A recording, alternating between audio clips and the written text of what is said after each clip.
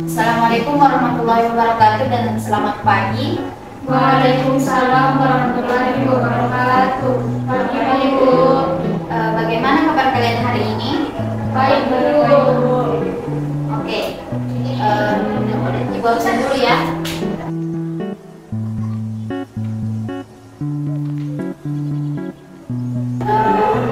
Main Syam, Hadir Bu. Nancy Fareski, Hadir Bu. Izatul Fadila, Hadir Bu.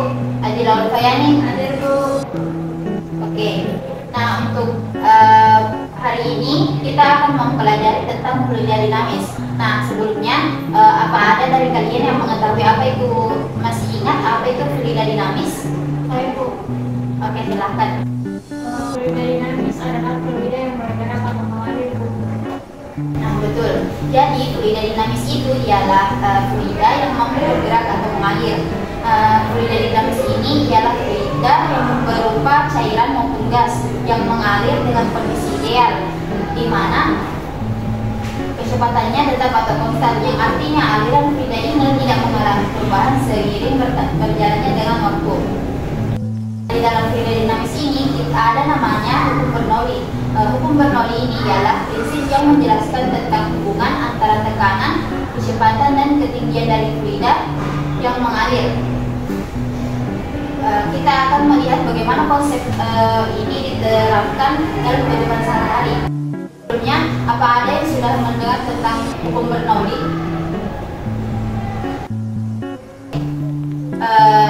Karena belum ada yang pernah mendengar, hari ini kita akan memahaminya bersama-sama dan mencari tahu apa itu hukum Bernoulli dan bagaimana penerapannya dalam kehidupan sehari-hari serta apa saja contohnya. Nah, Ibu akan membuat kelompok kecil untuk berdiskusikan apa saja contoh-contoh penerapan hukum Bernoulli ini. Kelompok pertama itu Izatul Fadila saja dalam mutmainah, kemudian kelompok kedua Adila Ulfayani dengan Nazif Fareski. Untuk contoh yang akan diselidiki, yang pertama itu menyemprotkan air dari selang dan yang kedua menggunakan alat pemadam kebakaran. Nah silahkan diskusi dengan teman-teman kelompoknya dan nanti akan memaparkan hasil diskusinya tentang bagaimana penerapan hukum Bernoulli ini. Nah karena waktu diskusinya sudah habis, silakan masing-masing kelompok perwakilannya untuk memaparkan hasil diskusinya. Untuk kelompok satu dipersilakan. Baik, saya dan perwakilan dari kelompok 1 saya akan memaparkan hasil diskusi kami, yaitu menyemprotkan air dari selang. Nah saat kita menyemprotkan air dari selang, air keluar dengan kecepatan tinggi dan tekanan rendah karena selangnya kecil. Tapi mengapa air bisa keluar dari selang dengan kecepatan tinggi? Nah karena saat keluar dari selang, air itu memancar bergerak menuju ujung yang lebih sempit. Diameter lintasan aliran akan berkurang dan ini menyebabkan peningkatan kecepatan pada aliran air. Berdasarkan hukum Bernoulli, tekanan air di ujung selang akan menjadi lebih rendah daripada di tempat yang lebih lebar karena energi totalnya itu harus tetap konstan. Oke, bagus ya untuk kelompok satu. Berikutnya silahkan untuk kelompok dua memaparkan hasil diskusinya. Baik, itu saya akan memaparkan hasil diskusi dari kelompok kami, di mana pada kelompok kami didapatkan bahwa ketika kita menekan tuas alat pemadam kebakaran, air keluar dari nozzle dengan kecepatan tinggi dan tekanan airnya rendah. Tapi mengapa air bisa mencapai jarak yang jauh? Nah, ketika tuas alat pemadam kebakaran ditekan, air yang berada di dalam tangki di bawah tekanan tinggi dipaksa keluar melalui nozzle yang seperti itu.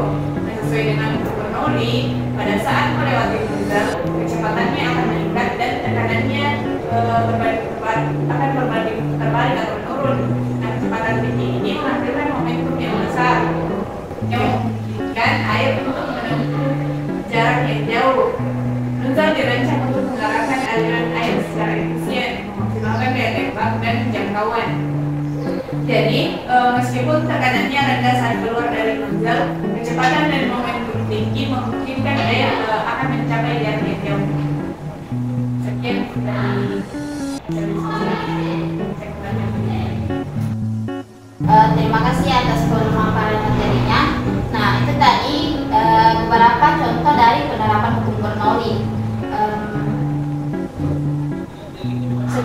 kalian berhasil menggambarkan apa saja bagaimana aplikasi dari buku Noli ini, apa saja yang kalian pelajari pada kegiatan hari ini?